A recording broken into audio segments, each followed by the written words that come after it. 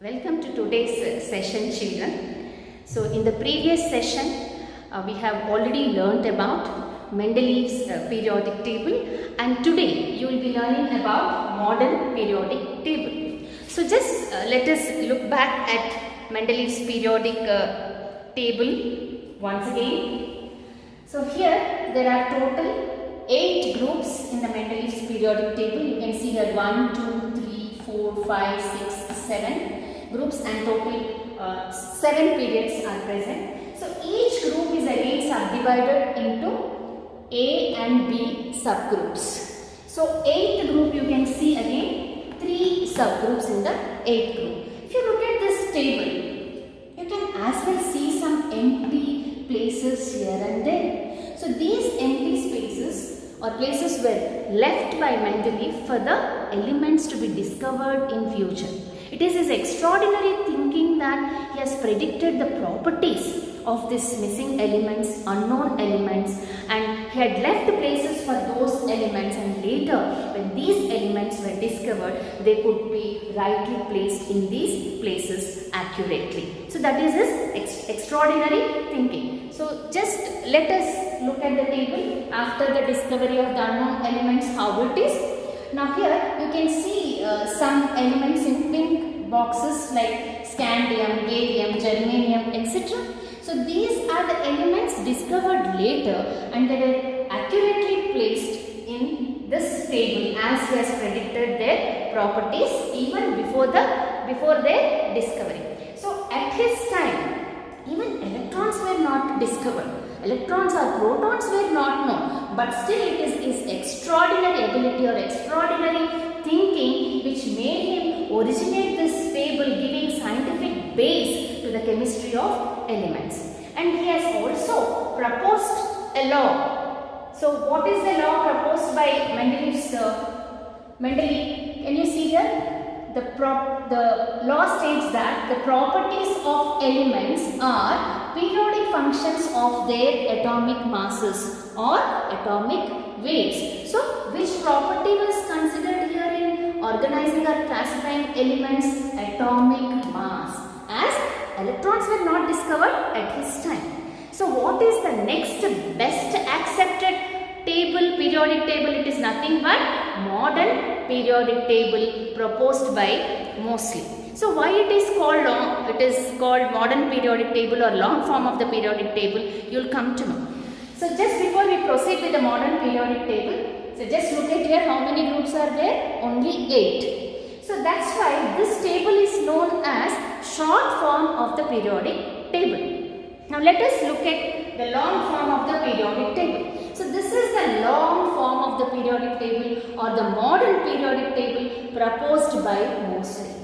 So what did he do? He has conducted several experiments with many elements. He has taken some elements, bombarded them with high energy electrons, then he could see different X-ray patterns.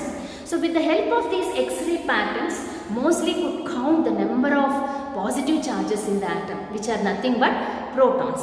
And this number of protons, what is it known as? You all know very well. Either the number of protons or the number of electrons, what do we call it as? We call it as atomic number, and it is represented by the letter Z.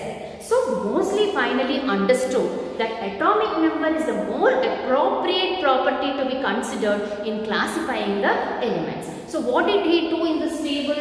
He has taken the atomic numbers of the elements to place them in the different periods and groups. So here total how many groups are there? Can you see here? 1, 2, 3 and so on till 18. There are total 18 groups and 7 periods. So let us recollect back once again what are groups and what are periods. The vertical columns are known as groups, and the horizontal rows, these horizontal rows are known as periods. Right? Now how many are there total? Total 18 groups. If we look back at Mendeleev's, there are only 8 groups. Therefore, this is called short form of the periodic table, and this is known as, this modern periodic table is known as long form of the periodic table. Now if you look at the 8th group, can you see here iron, cobalt and nickel, they are in 3 subgroups. So where are they placed in the long form of the periodic table? Can you come back to the 8th group here in the periodic table? Iron, cobalt, nickel. So these 3 subgroups of Mendeleev were again placed in the same 8th group even in the modern periodic table. So that is the reason all the 3 are named as 8. Can you see the Roman number here? 8. So you have 2 types of naming the groups, right from 1, 2, 3 and so on. And there is another naming 1A, 2A, 3A, whereas 1B and 2B are here, 5B, 6B, 7B, and this is total 8th group. And coming to this side, you can see that staircase like demarcation here. This is 3A group, 4A group, 5A, 6A, 7A and finally 8A group. So this is how he has arranged the elements in the increasing order of their atomic numbers. So total how many groups are present? 18 groups are present and there are 7 periods. Okay, now if you look at these group elements, now let us look at these 2 elements, for example, tellurium and iodine. So we have already discussed about these 2 elements, which is known as, the series is called anomalous series. Here Mendeleev has placed tellurium before iodine, though the atomic weight of tellurium is more than iodine. See, why did he make this inversion? So that the tellurium's properties will match with the group, this group elements, iodines will match with this group. But later this anomalous series problem was solved in the long form of the periodic table. How it is solved? Just let us look back. Now, where is tellurium here? Tellurium's atomic number is 52, whereas iodine's atomic number is 53. So, though the atomic weight of tellurium is more than iodine, the atomic number is less than iodine. So, it has got its right place in the table, and this anomalous series problem was eliminated in the long form of the periodic table. Now, this entire periodic table is divided into 4 blocks. What are they? First 2 groups come under S block, and later groups right from 3rd, 3, 4, 5, 6, 7, 8, 9, 10, 11, 12. So total 12 groups, they belong to B block, and the remaining groups right from 13 to 18 groups, 13, 14, 15, 16, 17, 18. This comes under B block, and you can see 2 rows of elements placed at the bottom of the table. This is called F block. You can even have a look at it here. These 2 groups come under S block, and right from 3 to 12 D block, 13 to 18 P block, and these 2 series, lanthanide and actinide series, comes under F block. Now, why so? Why they have named it as S, D, P and F block? So in these 2 groups, the differentiating electron or the last electron of that element will get into S orbital. That's why this is called S block. Coming to D block, the last electron or the last coming electron or differentiating electron, it enters into D orbital.